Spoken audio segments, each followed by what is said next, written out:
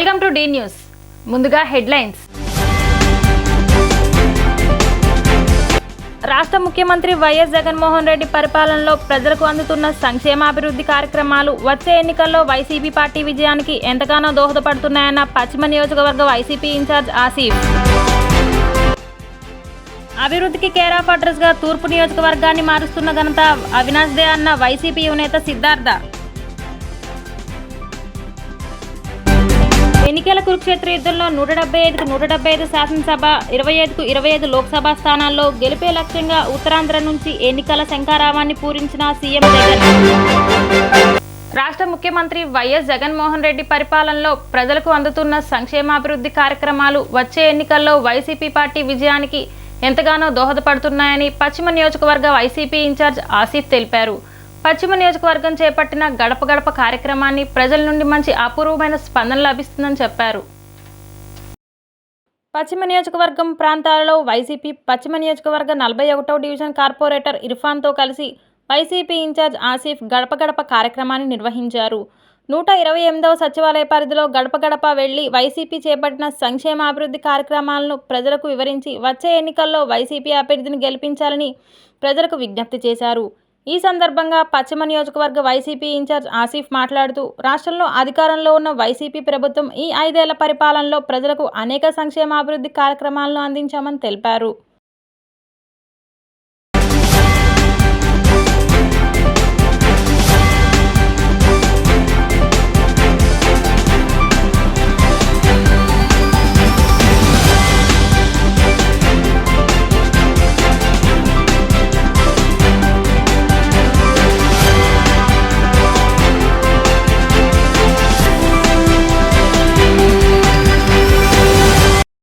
విజయవాడ పశ్చిమ నియోజకవర్గం 41వ డివిజన్ 128వ సచివాలయం పరిధిలో మొత్తం ఈ యొక్క గడప గడప కార్యక్రమం స్టార్ట్ చేయడం జరిగింది.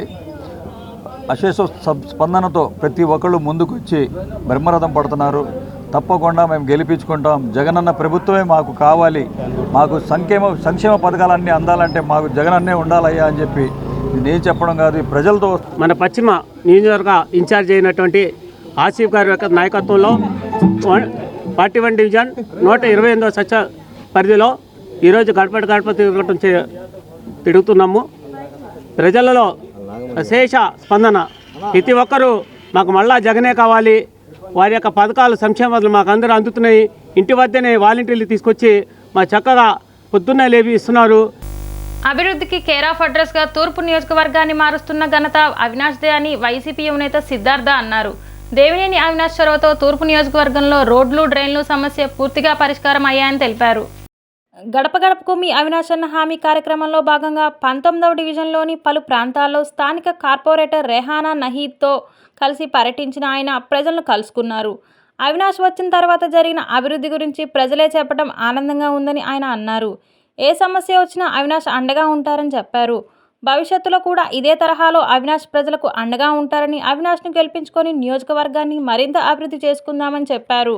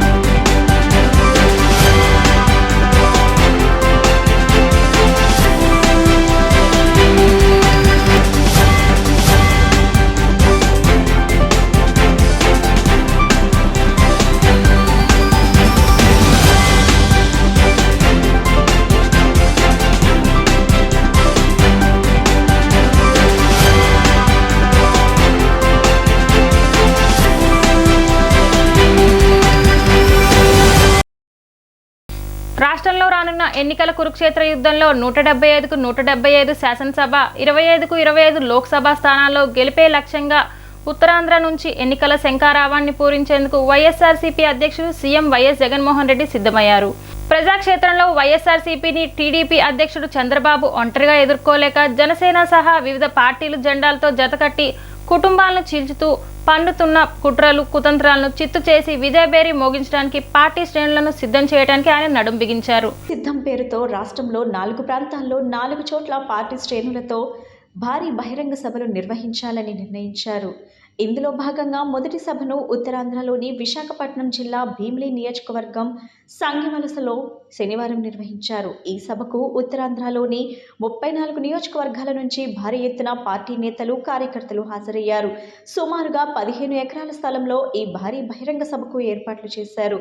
ఈ సభలో పార్టీ కార్యకర్తలను ఉద్దేశించి ముఖ్యమంత్రి జగన్ ప్రసంగించారు. ఈ యుద్ధంలో చంద్రబాబు సహా అందరూ ఓడాల్సిందే అని అన్నారు. మరో 25 ఏళ్ల పాటు మన జైత్రయాత్రకు శ్రీకారం చుడుతున్నామని చెప్పారు. మన మేనిఫెస్టోలో 99% హామీలను నెరవేర్చాం. చంద్రబాబుకు ఒంటరిగా పోటీ చేసే ధైర్యం లేదన్నారు. అందుకే దత్తపుత్రుణ్ణి వెంట వేసుకుని తిరుగుతున్నాడు. గత ఎన్నికల్లో వచ్చిన 23 స్థానాలు కూడా టీడీపీకి రావు. 175 స్థానాల్లో పోటీ చేసేందుకు కూడా వారికి అభ్యర్థులు లేరు అని విమర్శించారు. చేసిన మంచిని నమ్ముకునే మీ బిడ్డ ఎన్నికలకు వెళ్తున్నాడని సీఎం జగన్ పేర్కొన్నారు.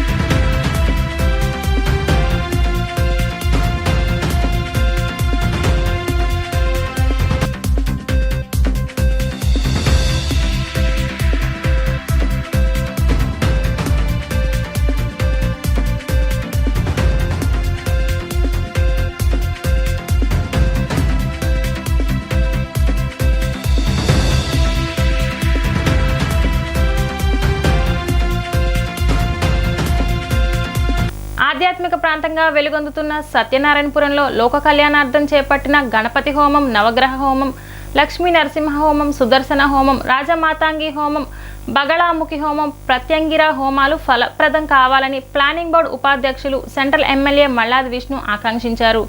సత్యనారాయణపురంలోని గాయత్రి కళ్యాణ మండపం నందు శనివారం జరిగిన పూర్ణానుతి కార్యక్రమంలో ఆయన కుటుంబ సమేతంగా పాల్గొన్నారు.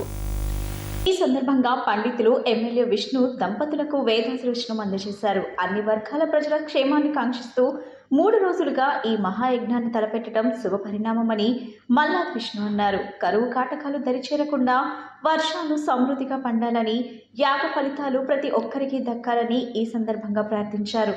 పాడి పంటలతో రైతులు సకల వృత్తులు పరిడవిల్లాలని, నిరుపేదలు సామాన్యులు సమాజంలోని ప్రతి ఒక్కరూ సుఖశాంతులతో విరచిల్లాలని కోరుకున్నారు. ముఖ్యమంత్రి వైఎస్ జగన్మోహన్ రెడ్డి సంకల్ప బలానికి దైవబలం కూడా తోడవ్వాలని కాంక్షించారు. అమ్మవారి ఆశీస్సులతో ప్రజలందరికీ సంపూర్ణ ఆరోగ్యం, సుఖశాంతులు, సిరి సంపదలు చేకూరాలని, ప్రతి ఒక్క కుటుంబానికి విజయాలు వరించాలని అభిలాషించారు. అనంతరం భక్తులకు తీర్థప్రసాదాలు అందజేశారు. కార్యక్రమంలో స్థానిక కార్పొరేటర్ శర్వాణిమూర్తి, నాయకులు ధోనేపూడి శ్రీనివాస్, యల్లాప్రగడ సుధీర్ బాబు, జేకే సుబ్బారావు, చల్లా సుధాకర్, సెరగవరపు శ్రీనివాస్, కమ్మిల రత్నకుమార్, కోలవెన్ను కొండ, ఎం సత్యశ్రీహరి, కొప్పరపు మారుతి, చామర్తి మూర్తి, పి సనత్, భక్తులు పెద్ద సంఖ్యలో పాల్గొన్నారు.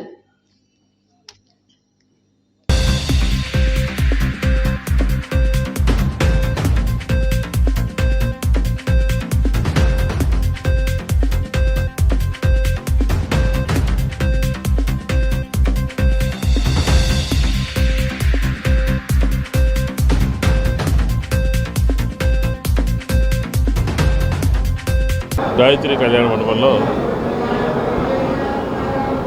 లోక కళ్యాణార్థం కొంతమంది మిత్రులందరూ కూడా కలిసి అనేక హోమాలను చేయడం జరిగింది. మరీ ముఖ్యంగా లక్ష్మీ గణపతి హోమం, ప్రత్యంగ దేవత, అలాగే మృదుల మూర్తి, ఇట్లాగే ప్రత్యంగిని, ఇలాగ 6 హోమాలని ఈరోజు ఇక్కడ గాయత్రి కళ్యాణ మండపంలో చేయడం జరిగింది. మిత్రులందరూ కూడా కార్పొరేటర్ మూర్తి గారు కానీ ఈ చుట్టుపక్కల ఉన్నటువంటి ప్రముఖులందరూ కూడా వచ్చారు. ముఖ్యంగా ఏంటంటే ఇలాంటి హోమాల ద్వారా, ఆధ్యాత్మికమైనటువంటి కార్యక్రమాల ద్వారా ప్రజలందరికీ మంచి జరగాలి అనేది ఒక ఆలోచన. కాబట్టి ఈరోజు ఈ హోమాల ద్వారా విజయవాడ నగరంలో ఉన్నటువంటి ప్రజలందరికీ, అలాగే ప్రభుత్వానికి, జగన్మోహన్ రెడ్డి గారు అందరికీ కూడా మంచి జరగాలి అని చెప్పి ఈ కార్యక్రమాన్ని తీసుకోవడం జరిగింది. కేంద్రంలో అధికారంలో ఉన్న బీజేపీ ప్రభుత్వ పరిపాలనలో దేశంలో ఉన్న 74 మంది ముస్లిం వర్గాలకు చెందిన వివిధ ప్రముఖులకు పద్మశ్రీ అవార్డు ఇచ్చి సత్కరించడంతో ఎంతో అభినందనీయమని రాష్ట్ర మైనార్టీ మోర్చా కార్యదర్శి షేక్ బాజీ తెలిపారు. ఎంతో ప్రతిష్టాత్మకమైన అవార్డులను ముస్లిం వర్గాలకు ప్రతిభ కనపరిచిన వారికి అవార్డులను ఎంపిక చేసి ఇవ్వటం మంచి శుభపరిమాణమని చెప్పారు. బీజేపీ రాష్ట్ర కార్యాలయంలో ఏర్పాటు చేసిన విలేకరుల సమావేశంలో షేక్ బాజీ మాట్లాడుతూ రాష్ట్రానికి చెందిన మాజీ ఉపరాష్ట్రపతి ముప్పవరపు వెంకయ్య నాయుడు, ప్రముఖ హీరో చిరంజీవికి పద్మవిభూషణ్ అవార్డులు దక్కడంతో ఎంతో ఆనందంగా ఉందని పేర్కొన్నారు.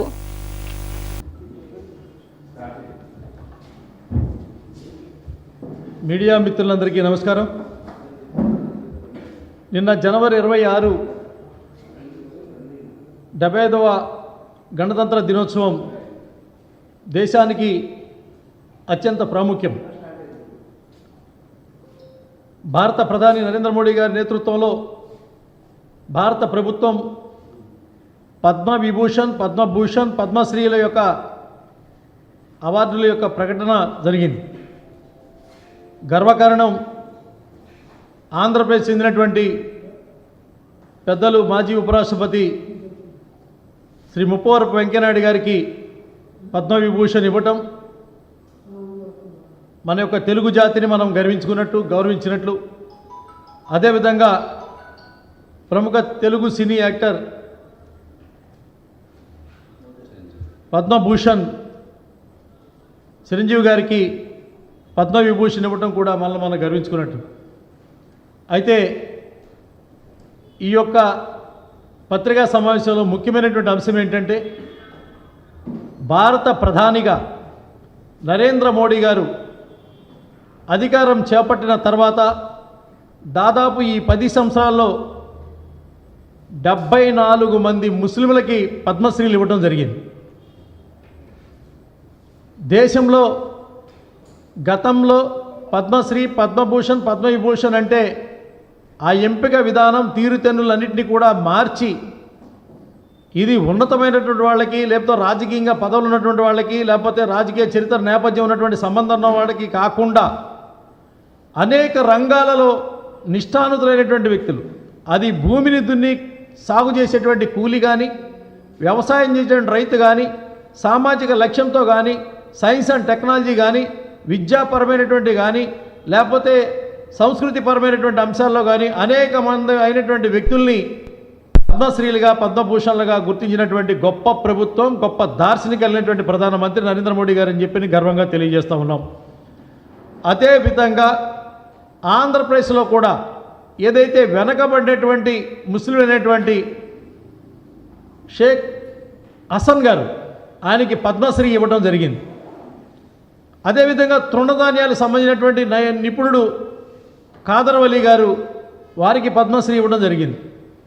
నిన్న 2024 పద్మశ్రీలో ఖలీల్ అహ్మద్ అని చెప్పినటువంటి నేత పని చేసేటువంటి, కార్పెట్లు వీవర్ చేసేటువంటి వ్యక్తికి పద్మశ్రీ ఇచ్చి దేశంలో ముస్లింలైనా కానీ, ఎక్కడ అనగబడినటువంటి వారైనా సరే, వృత్తులలో రాణించినటువంటి గొప్పవాళ్ళైనటువంటి వాళ్ళని గౌరవించుకున్నటువంటి విధానం ఎందుకు జరిగింది అని అంటే, ఈ దేశంలో మైనారిటీలు, మెజారిటీలు అనేటువంటి వ్యత్యాసం లేకుండా సబ్కా సాత్, సబ్కా వికాస్, సబ్కా విశ్వాస్ అనేటువంటి మాట ఏదైతే ఉందో దాన్ని రుజువు చేసినటువంటి ప్రధానమంత్రి నరేంద్ర మోడీ గారు. ఇది మనం ఊహించలేం. ఎక్కడో మారుమూల ప్రాంతాల్లో అనాథ శవాలకు దహన సంస్కారాలు చేసేటువంటి ఒక ముస్లిం ఉంటే ఆ ముస్లింని తీసుకొచ్చి పద్మశ్రీ ఇస్తారనేటువంటి ఆలోచన చేయలేం. మొన్న ఎవరైతే ఒక యూపీ నుంచి ఒక ముస్లిం చెప్తా ఉన్నాడు రసూల్ అహ్మద్ అని చెప్పని, నేను అనేక సార్లు పద్మశ్రీ కోసం నేను ప్రయత్నం చేశాను, నాకు అవ్వలేదు. నరేంద్ర మోడీ గారు వచ్చిన తర్వాత నేను ముస్లిం కాబట్టి నాకు ఎట్టి పరిస్థితిలో రాదు అనుకున్నాను. నా యొక్క ఆలోచనలు తల్లకిందులు చేస్తూ మీరు నాకు పద్మశ్రీ ఇచ్చారనంటే దేశం చూసింది ఆయనలో ఉన్నటువంటి పనితనాన్ని, నైపుణ్యాన్ని, గొప్పతనాన్ని కానీ మతాన్ని కాదని చెప్పని రుజువు చేసినటువంటి ప్రధానమంత్రి నరేంద్ర మోడీ గారి యొక్క మాట ఆదర్శనీయమైనటువంటి అంశం. ఈ రోజున మైనారిటీల యొక్క అభ్యున్నతి దేశ సమాజంలో కలిసి జరగాలని చెప్పని భారతీయ జనతా పార్టీ కోరుకుంటూ ఉంటుంది.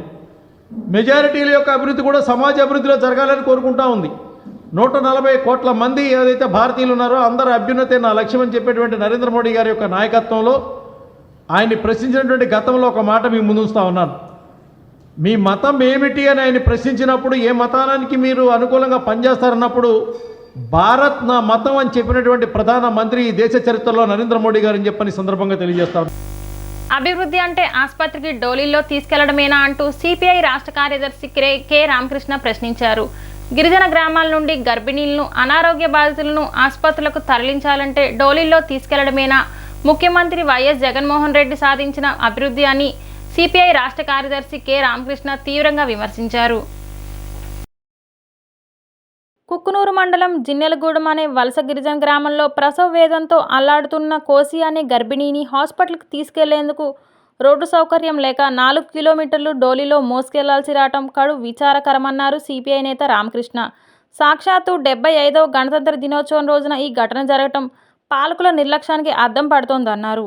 కనీసం మృతదేహాన్ని తీసుకెళ్లేందుకు అంబులెన్స్ కూడా లేకపోవడం రాష్ట్ర ప్రభుత్వం తిరోగమన విధానాలకు పరాకాష్ట అని మండిపడ్డారు. రాష్ట్రంలో ఆరోగ్య రంగం సహా అన్ని రంగాలు నిర్వీర్యమైపోవడానికి ఇవే ఉదాహరణ అన్నారు. ముఖ్యమంత్రి జగన్మోహన్ రెడ్డి గారు ఇది పేదవాళ్ళ ప్రభుత్వము, పేదవాళ్ళ కోసం పోరాటం చేస్తున్నాను, పేదవాళ్ళకు బ్రహ్మాండంగా చేశానని చెప్తా ఉన్నారు. మరి నీ బ్రహ్మాండంగా నువ్వేం చేశావో దీన్ని బట్టి అర్థమవుతా ఉంది. కుక్కునూరు మండలము జిన్నెలగూడెంలో ఒక గర్భిణీ స్త్రీని హాస్పిటల్ తీసుకొని పోవాలంటే వాళ్ళు డోలీలో తీసుకుపోయే పరిస్థితి. కనీసం వాళ్ళకి ఎలాంటి వాహనం కూడా లేదు, రహదారి లేదు. అదేవిధంగా ఇటీవలనే మన విజయనగరం జిల్లాలో అక్కడ కూడా చిట్టెంపాడులో ఒక పాపం చనిపోతే వాళ్ళ శవాన్ని తీసుకోవడానికి అంబులెన్స్లు లేవు, లేదా వెహికల్స్ లేవు.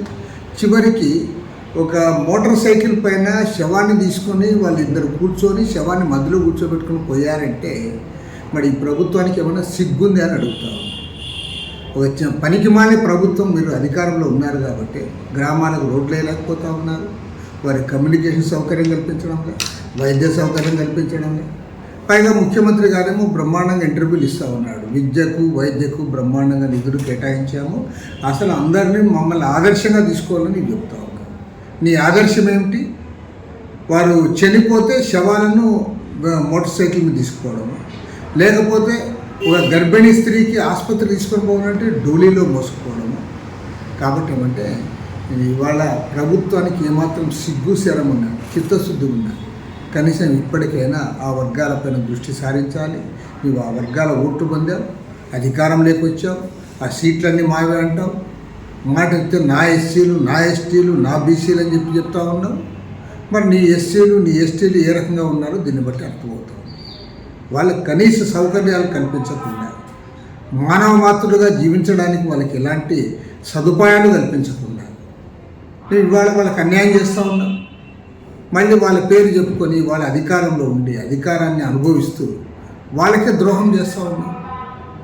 సభ్య సమాజం తీవ్రంగా దీన్ని ఖండించి బోండా ఉమాకి ఎందుకు ఓటేయాలని ప్రజలే ప్రశ్నిస్తున్నారు అని సెంట్రల్ నియోజకవర్గ వైసీపీ సమన్వయకర్త వెల్లంపల్లి శ్రీనివాస్ వ్యాఖ్యానించారు. నియోజకవర్గంలో వైఎస్ఆర్ కాంగ్రెస్ పార్టీ జెండా విజయం ఖాయమని ధీమా వ్యక్తం చేశారు. నియోజకవర్గం సమన్వయకర్త మాజీ మంత్రి ఎమ్మెల్యే వెల్లంపల్లి శ్రీనివాసరావు ప్రతి గడపకు వెళ్లి వెల్లంపల్లి శ్రీనివాస్ అనే నినాదంతో స్థానిక 25వ డివిజన్ చుట్టుకుంటా తదితర ప్రాంతాల్లో స్థానిక కార్పొరేటర్ బంకా శకుంతలాదేవితో కలిసి ప్రతి ఇంటికి వెళ్లి కరపత్రం ఇస్తూ ప్రజలతో మాట్లాడుతూ పర్యటించారు. ఈ సందర్భంగా వెల్లంపల్లి మాట్లాడుతూ డివిజన్ పర్యటనలో ప్రజల నుండి అపూర్వమైన స్వాగతం లభిస్తుందన్నారు. జగనన్న ఇచ్చే సంక్షేమ పథకాలు మాకు వస్తున్నాయని, మళ్లీ జగనన్నే రావాలని ప్రజలు కోరుకుంటున్నారన్నారు. భూ కబ్జాలు, అక్రమ దందాలు, బైక్ రేసింగ్లు చేసినందుకు బోండా ఉమాకి ఓటేయాలని ప్రజలు ప్రశ్నిస్తున్నారన్నారు. ఇంట్లో ఉన్న బోండా ఉమాను రోడ్డు మీదకు తీసుకువచ్చింది నేనే అని తెలిపారు. సెంట్రల్ నియోజకవర్గంలో వైఎస్ఆర్ కాంగ్రెస్ పార్టీ జెండా విజయం ఖాయమన్నారు. ఈ కార్యక్రమంలో డిప్యూటీ మేయర్ అవుతూశ్రీ శైలజారెడ్డి, ఎమ్మెల్సీ రుహుల్లా, సెంట్రల్ నియోజకవర్గ కార్పొరేటర్లు, డివిజన్ పార్టీ నాయకులు, కార్యకర్తలు, అభిమానులు తదితరులు పాల్గొన్నారు. అందరికీ నమస్కారం. ఈరోజు ఉదయం నుంచి కూడా 25వ డివిజన్లో పర్యటించడం జరుగుతుంది. స్థానిక కార్పొరేటర్ గారు బంకా శకుంతల గారు, భాస్కర్ గారు, అదేవిధంగా మా ఎమ్మెల్సీ రుహుల్లా గారు, మా డిప్యూటీ మేయర్ గారు శ్రీశైలజారెడ్డి గారు, శ్రీశైలజారెడ్డి గారు, ఇతర పార్టీ నాయకులు, ముఖ్యంగా చెప్పాలంటే వైఎస్ఆర్సీపీ పార్టీ అభిమానులు చాలామంది ఈ యొక్క పర్యటన రావడం జరిగింది. ఇది 7వ రోజు వాస్తవంగా నాకు. 7 రోజుల నుంచి కొన్ని వందల ఇళ్ళు నేను గడపలు టచ్ చేసి ఉంటాను.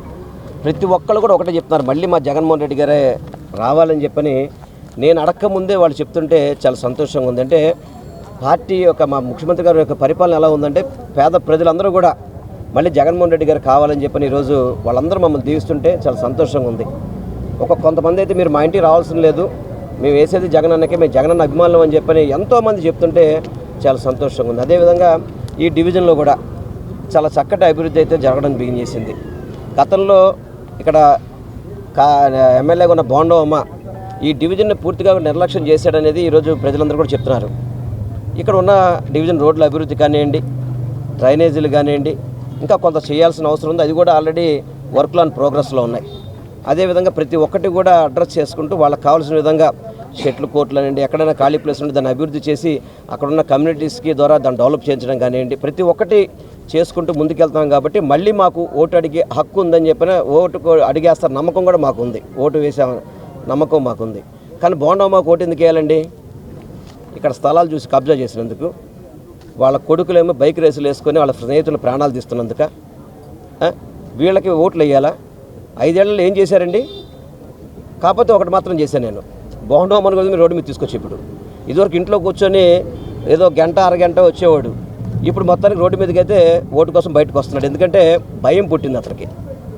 భయం ఎట్లా పుట్టిందంటే ఈ నియోజకవర్గంలో గెలవని మాత్రం అతనికి భయం వచ్చేసింది.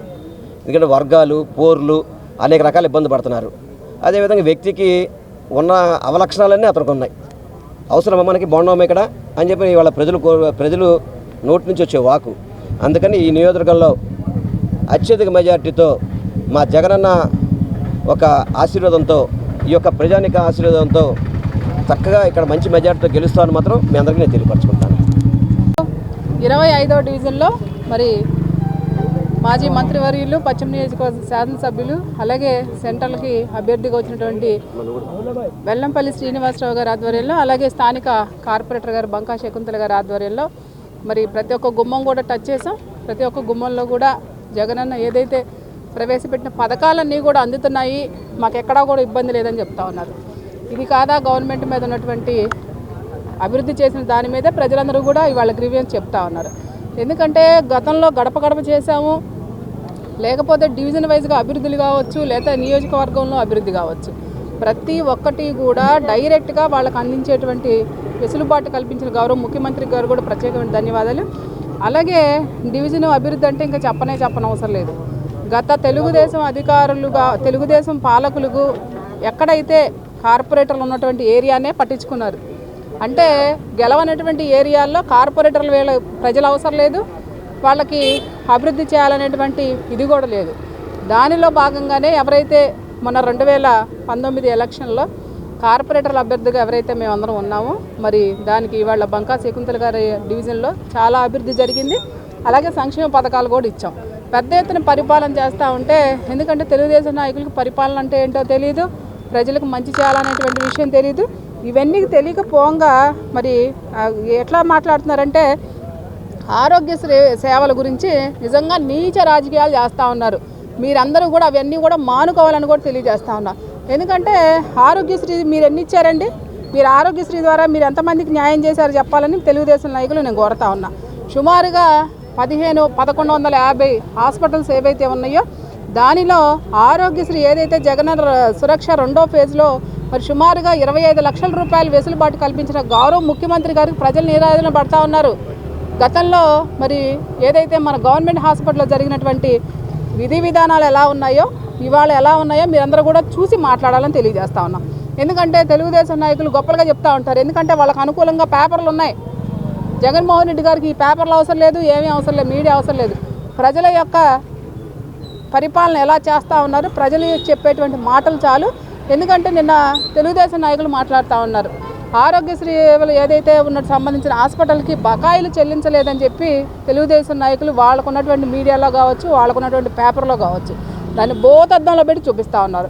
ఎవరైతే ఆ తెలుగుదేశం నాయకులు ఉన్నారో మీకు అందరికీ ఒకటే చెప్తా ఉన్నాం, ఆరోగ్యశ్రీకి సంబంధించినటువంటి మెరుగైన సదుపాయాలు మీ గవర్నమెంట్లో ఎక్కువ జరిగినాయా, మా గవర్నమెంట్లో ఎక్కువ జరిగినాయా అని అడుగుతా ఉన్నాం.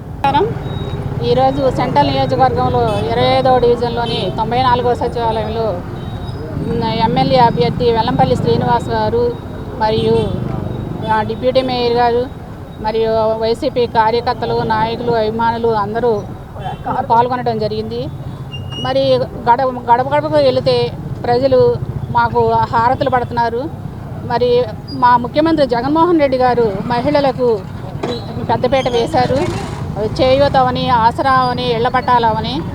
అది అంతేకాకుండా పిల్లలు చదువుకోవడానికి కూడా విద్యను అమ్మఒడి దగ్గర నుంచి వసతి దీవెన, విద్యా దీవెన, ఫీజు రెమిటెన్స్ అలా ప్రతి పథకము కూడా టైం టు టైం ఇవ్వడం జరిగింది. అందుకనే ప్రజలందరూ కూడా చాలా సంతోషంగా ఉన్నారు. మరి ఈ కార్యక్రమానికి విచ్చేసిన వారందరికీ ధన్యవాదాలు తెలియజేస్తాను. సీఎం జగన్ పాలన పట్ల ప్రజానికం హర్షం వ్యక్తం చేస్తున్నారని, రాబోయే ఎన్నికల్లో సీఎంగా జగన్ చేసేందుకు రాష్ట్ర ప్రజానికం సిద్ధంగా ఉన్నారని వైసీపీ తూర్పు ఇన్ఛార్జ్ దేవినేని అవినాష్ కుటుంబీకులు చెప్పారు. గడప గడపకు మీ అవినాష్ అన్న హామీ కార్యక్రమంలో భాగంగా 11వ డివిజన్లో అవినాష్ సోదరి క్రాంతి స్థానిక నేతలతో కలిసి పర్యటించారు. ప్రభుత్వం అందిస్తున్న పథకాలను వివరిస్తూ స్థానిక ప్రజా సమస్యలను అడిగి తెలుసుకున్నారు. అనంతరం వారు మాట్లాడుతూ ప్రభుత్వ పథకాలను అందిస్తున్నామని చెప్పారు. గత ప్రభుత్వ హయాంలో ప్రజల సమస్యలను గాలికి వదిలేశారని విమర్శించారు. సీఎం జగన్ పాలన పట్ల ప్రజానీకం హర్షం వ్యక్తం చేస్తున్నారని, రాబోయే ఎన్నికల్లో సీఎంగా జగన్ చేసేందుకు రాష్ట్ర ప్రజానీకం సిద్ధంగా ఉన్నారని చెప్పారు. ప్రతిపక్షాలు ఎన్ని ఏకమై వచ్చినా సీఎం జగన్ను ఏమీ చేయలేవని ధీమా వ్యక్తం చేశారు. ఈ కార్యక్రమంలో స్థానిక వైసీపీ నాయకులు, కార్యకర్తలు తదితరులు పాల్గొన్నారు.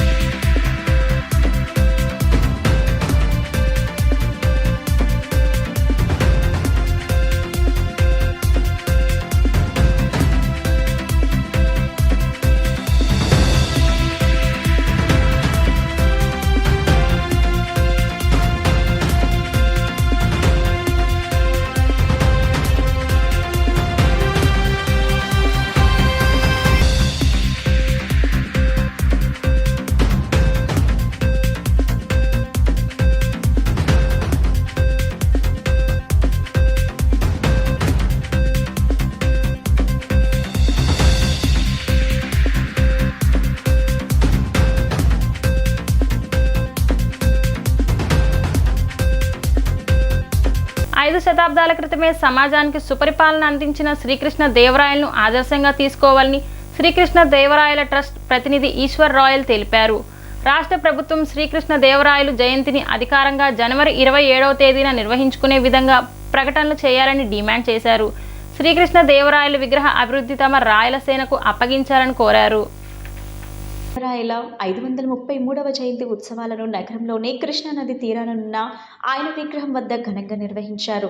రాయలసేన నేతృత్వంలో జరిగిన ఈ కార్యక్రమంలో నిర్వాహకులు ఈశ్వర్ రాయల్, మాజీ ఎమ్మెల్యే ఎలమంచిలి రవి, కాపు కార్పొరేషన్ చైర్మన్ అడపాశేషు, వైసీపీ రాష్ట్ర నాయకులు ఆకుల శ్రీనివాస్ కుమార్, వివిధ రాజకీయ పార్టీల నాయకులు, వ్యాపారవేత్తలు, ప్రముఖ న్యాయవాదులు పాల్గొని శ్రీకృష్ణదేవరాయల విగ్రహానికి పూలమాలలు వేసి నివాళులర్పించారు. ఈ సందర్భంగా ఈశ్వర్ రాయల్, ఎలమంచిలి రవి, ఆకుల శ్రీనివాస్ కుమార్, అడపాశేషు మాట్లాడుతూ విజయనగర సామ్రాజ్య చక్రవర్తి శ్రీకృష్ణదేవరాయలు మంచి పరిపాలన అందించారని, అలాంటి పరిపాలన నేటి ప్రభుత్వాలు ఆదర్శంగా తీసుకొని ప్రజలకు మంచి చేయాలని కోరారు. నేటి యువత శ్రీకృష్ణదేవరాయలను ఆదర్శంగా తీసుకొని సమాజానికి పేరు ప్రఖ్యాతులు తీసుకురావాలని సూచించారు.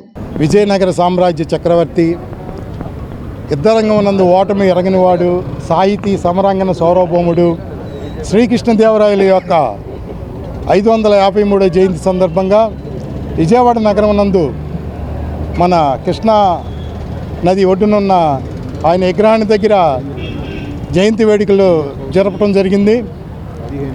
ఈ వేడుకలు ప్రతి సంవత్సరం మేము జరుపుతూనే ఉన్నాము. కాకపోతే మా యొక్క డిమాండ్ ప్రభుత్వానికి కృష్ణదేవరాయల జయంతి ప్రభుత్వ అంటే వాళ్ళ ఆలోచన ప్రకారం ఫిబ్రవరి 16 అని చెప్తున్నారు, కొంతమంది జనవరి 17 అని చెప్తున్నారు. మేము రాయలసేన ద్వారా కాపు చరిత్ర సంకలన సమితి అనే ఒక సంస్థ ద్వారా ఎంక్వైరీ చేస్తే శ్రీకృష్ణదేవరాయల కూతురు మోహనాంగి అన్న ఆవిడ రాసిన మారీచి పరిణయం గ్రంథంలో తిథులు నక్షత్రాలను బట్టి ఈరోజు వచ్చింది. ఇక ముందు జనవరి 27 ఆయన జయంతి జరుపుకోవాలని నిర్ణయించుకున్నాము. అలాగే ప్రభుత్వం కూడా ఈ రోజుని ఆయన జయంతిని అధికార లాంఛనాలతో జరపాలని ఈరోజు ఆంధ్ర భోజుడు అని పిలువబడే శ్రీకృష్ణదేవరాయలు గారి 533వ జయంతి కార్యక్రమాన్ని ఇన్ని సంవత్సరాలైనా మరి వారిని గుర్తుపెట్టుకుని ఈ రోజున ఈ రోజుకి కార్యక్రమాన్ని నిర్వహించడం చాలా సంతోషించదగ్గ విషయం. ఆయన ఒక స్ఫూర్తి ప్రదాతగా ఈ సమాజానికి, యువతకి కనపడుతున్నాడు. ఆయన 20 ఏళ్ల వయసులోనే మరి రాజ్యాధికారాన్ని చేపట్టి ఎన్నో మొఘలాయుల మీద ఎన్నో యుద్ధాలు చేసి వాళ్ళని ఈ దేశం నుంచి తరిమివేసిన ఘనత శ్రీకృష్ణదేవరాయలకు దక్కుద్ది. శ్రీకృష్ణదేవరాయలు కాలం స్వర్ణయుగంగా చెప్పుకుంటూ ఉంటారు. మరి ఏ ప్రభుత్వాలు వచ్చినా ఎవరు వచ్చినా శ్రీకృష్ణదేవరాయల పాలన జరుగుతుందని, రామరాజ్యం అని ఎట్లా అంటారో శ్రీకృష్ణదేవరాయల పాలన కూడా అట్లా కొనియాడటం నేటి యువత కూడా, నేటి రాజకీయాల్లో ఉన్న వ్యక్తులు కూడా మరి ఆయన్ని కొనియాడటం జరుగుతూ ఉంది. ఈరోజు కృష్ణదేవరాయలు గారికి సంబంధించినటువంటి కార్యక్రమానికి ఈశ్వరరాయలు గారికి, వారి బృందం మొత్తానికి, ఇక్కడికి విచ్చేసినటువంటి పెద్దలు అందరికి కూడా పేరు పేరున ధన్యవాదాలు తెలియజేస్తా ఉన్నాం. మరి రీసెంట్గా ఒక 3 రోజుల క్రితం ఒక రిప్రజెంటేషన్ కూడా కృష్ణదేవరాయలు గారి పేరు మీద ఈశ్వరరాయలు గారు ఇవ్వటం జరిగింది. అటు రాయలసీమలో కానీ ఇటు కానీ యావత్ ప్రపంచం మొత్తం కూడా శ్రీరామచంద్రుడి తర్వాత కృష్ణదేవరాయలు వైపే చూసినటువంటి పరిస్థితి. అంత సుభిక్షమైనటువంటి పాలన అందించినటువంటి ఘనత ఇటు ప్రజల్లో కానీ అటు దేవాలయాల్లో కానీ సాంస్కృతికంగా, వైదికంగా అన్ని విధాలుగా కూడా కృష్ణదేవరాయలు సుభిక్షంగా పాలించినటువంటి పరిపాలన విధానాన్ని పుణికిపుచ్చుకొని ఈరోజు వ్యవస్థ అంతా కూడా ముందుకు నడుస్తూ ఉన్నటువంటి పరిస్థితి. శ్రీకృష్ణదేవరాయలు గారి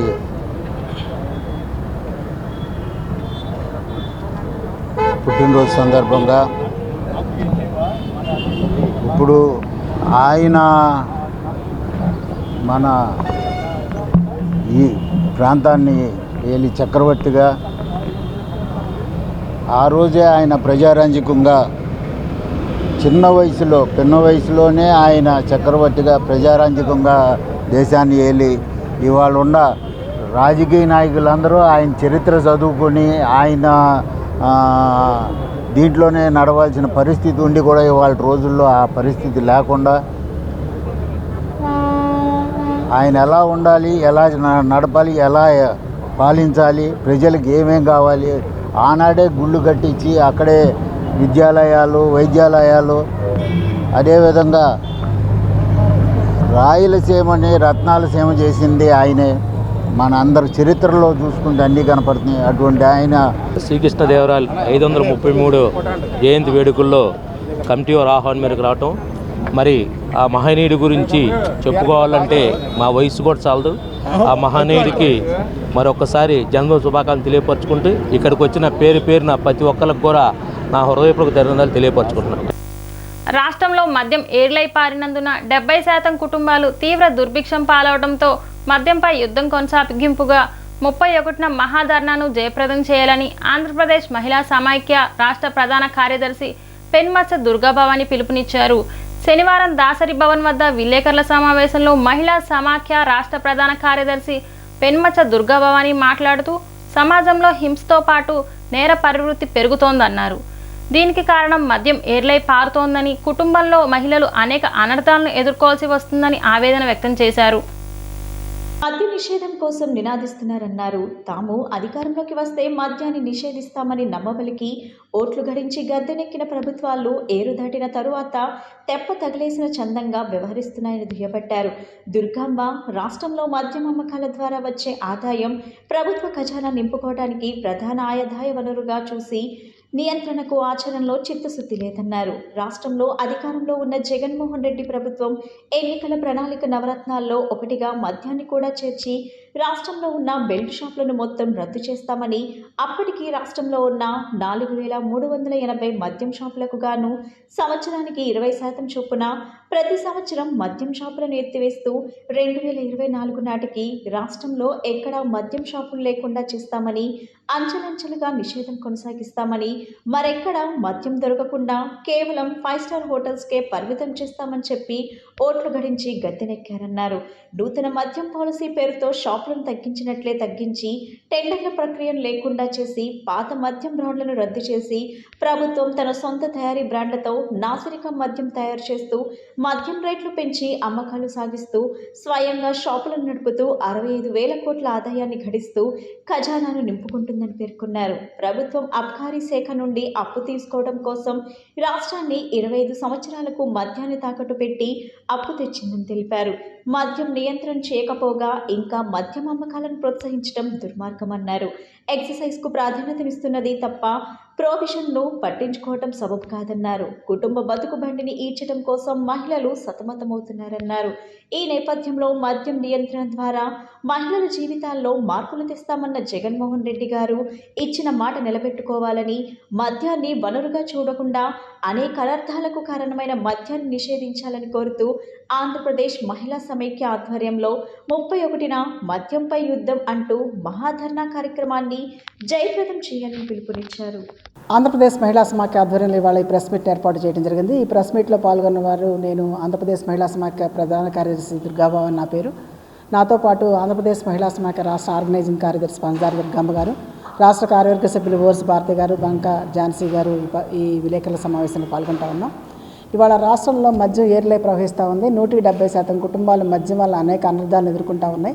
జగన్మోహన్ రెడ్డి గారు అధికారంలోకి వచ్చే ముందు నేను అధికారంలోకి వచ్చిన వెంటనే రాష్ట్రంలో మద్యాన్ని అంచెలంచెలుగా నియంత్రిస్తాను, 2024 ఎలక్షన్ నాటికి మద్యాన్ని ఎక్కడికి సామాన్యులకు అందుబాటులో లేకుండా కేవలం 5 స్టార్ హోటల్స్కే పరిమితం చేస్తానని చెప్పేసి వాగ్దానం చేసి నవరత్నాల్లో మద్య నిషేధాన్ని చేర్చి గద్దెనెక్కారు. ఇవాళ ప్రభుత్వం ఇంకా 2-3 నెలల్లో ఈ కాల పరిమితి కూడా తీరిపోతూ ఉంది. కానీ ఇప్పటివరకు కూడా రాష్ట్రంలో ఎక్కడ మద్య నిషేధం కోసం ప్రభుత్వం పూనుకున్న దాఖలాలు కనిపించట్లేదు.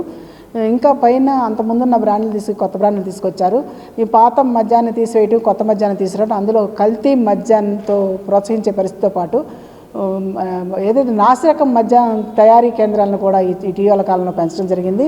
అంతకుముందు జగన్మోహన్ రెడ్డి గారు అధికారంలోకి వచ్చినప్పుడు రాష్ట్రంలో 118 బ్రాండ్లు ఉంటే ఇవాళ ఆ 118 బ్రాండ్లు అన్నింటినీ తీసేసి కేవలం 25 బ్రాండ్లు ఉంచి ఈ తీసివేసిన బ్రాండ్ స్థానంలో తన అన్యాయాలతో కొత్త బ్రాండ్లు తీసుకొచ్చి మద్యం తయారీ కేంద్రాలని విచ్చలవిడిగా ఆంధ్రప్రదేశ్లో ఏర్పాటు చేయడం జరిగింది. దానివల్ల మద్య అమ్మకాలు కొనసాగుతూ ఉన్నాయి. ఆ మద్యం తాగిన కుటుంబాలు ఇవాళ తీవ్ర అనారోగ్యం పాలవుతున్న విషయం ప్రత్యక్షంగా కనిపిస్తూ ఉంది. ఇటీవల కాలంలో ఆంధ్రప్రదేశ్ మహిళా సమాఖ్య ఆధ్వర్యంలో మేము మద్యం షాపులని పరిశీలించిన సందర్భంలో చాలా అంశాలు బయటకు వచ్చాయి. అంతకుముందు రాష్ట్రంలో ఉన్న ఆదాయానికి 3 రెట్లు ఆదాయం పెరిగినట్టు క్లియర్గా కనిపిస్తూ ఉంది. ఇవాళ కేవలం మద్యం అమ్మకాల ద్వారా వచ్చే ఆదాయం దాదాపు 65,000 కోట్ల రూపాయలకి చేరుకుంది. కానీ ప్రభుత్వంలో జమ చేసింది మాత్రం 32,000 కోట్లు మాత్రమే. అయితే మిగతా 37,000 కోట్లు ఎవరు తింటున్నారు అనేది అర్థం కాని ప్రశ్నగానే మిగిలిపోయింది. ఓ పక్క సంక్షేమ పథకాలని చెప్తున్నారు, రెండో పక్క ప్రజల సంక్షేమాన్ని పూర్తిగా దెబ్బతీసే విధంగా, ఆరోగ్యాలు పాడే విధంగా ప్రభుత్వం ఇలాంటి దుశ్చర్యలకు పాల్పడుతూ ఉంది. అంతకుముందున్న టెండర్ ప్రక్రియని జగన్మోహన్ రెడ్డి గారు రద్దు చేశారు. కానీ ఆ టెండర్ ప్రక్రియ రద్దు చేసి సంవత్సరానికి 20% మద్యం షాపులు నేను నిషేధిస్తానని చెప్పారు. జగన్మోహన్ రెడ్డి గారు ఎన్నికల ముందు వాగ్దానంలో భాగంగా మద్యాన్ని అంచెలంచెలుగా నియంత్రిస్తానని చెప్పడం జరిగింది. కానీ ఆయన వచ్చిన తర్వాత ఇంతవరకు దాదాపు 4 సంవత్సరాలు 9 నెలలు అవుతున్నా కానీ ఇంతవరకు కూడా మద్యాన్ని పెంచి పోషిస్తున్నారు తప్పితే తగ్గించే విధానం ఎక్కడా కనిపించే పరిస్థితి లేదు.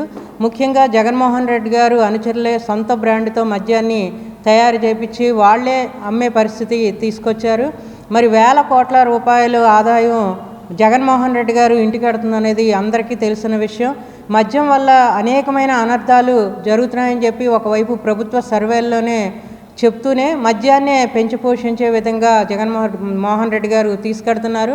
మరి మద్యం వల్ల మహిళలపై అత్యాచారాలు కానివ్వండి, అలాగే మహిళలపై దాడులు, అలాగే చదువుకునే పిల్లలు పక్కదారి పట్టే పరిస్థితి, ఇలా అనేకమైన విధానాలు జరుగుతున్నాయి. ముఖ్యంగా మహిళలు వితంతులు అవడానికి కారణం కూడా మద్యం వల్ల అనేకమైన రోగాల బారిన పడి మరి మగవారు చనిపోవడం వల్ల జరుగుతుందని చెప్పి మన ప్రభుత్వ సర్వేల్లోనే చెప్పడం జరిగింది.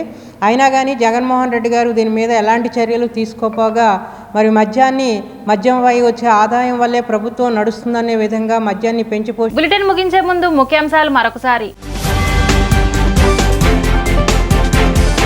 రాష్ట్ర ముఖ్యమంత్రి వైఎస్ జగన్మోహన్ రెడ్డి పరిపాలనలో ప్రజలకు అందుతున్న సంక్షేమాభివృద్ధి కార్యక్రమాలు వచ్చే ఎన్నికల్లో వైసీపీ పార్టీ విజయానికి ఎంతగానో దోహదపడుతున్నాయన్న పశ్చిమ నియోజకవర్గ వైసీపీ ఇన్ఛార్జ్ ఆసిఫ్. అభివృద్ధికి కేర్ ఆఫ్ అడ్రస్గా తూర్పు నియోజకవర్గాన్ని మారుస్తున్న ఘనత అవినాష్ దే అన్న వైసీపీ యువనేత సిద్ధార్థ. ఎన్నికల కురుక్షేత్ర యుద్ధంలో 175కు 175 శాసనసభ, 25కు 25 లోక్సభ స్థానాల్లో గెలిపే లక్ష్యంగా ఉత్తరాంధ్ర నుంచి ఎన్నికల శంఖారావాన్ని పూరించిన సీఎం జగన్. డి న్యూస్కి సమాప్తం.